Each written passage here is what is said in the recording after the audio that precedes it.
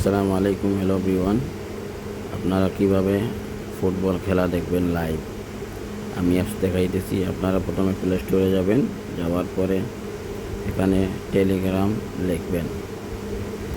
Telegram অ্যাপসটা আপনারা download দিতে হবে।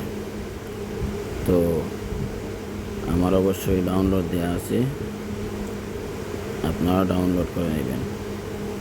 তারপরে এখান থেকে বাইর হয়ে আপনারা টেলিগ্রাম অ্যাপসে যাবেন। তারপর যাওয়ার পরে উপরে দেখছেন ওয়েবসাইট দেখাইতেছে, বুঝছেন।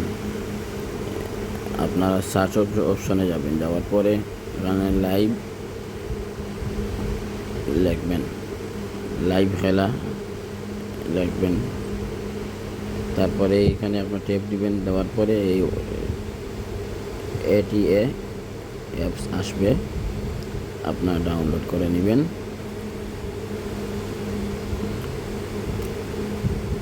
তারপরে ওপেন, এখানে আপনার ক্লিক করবেন। এটা অবশ্যই আমার ডাউনলোড দেওয়া আছে, আপডেট দেখাচ্ছে, তো আপনারা ডাউনলোড করে নেবেন।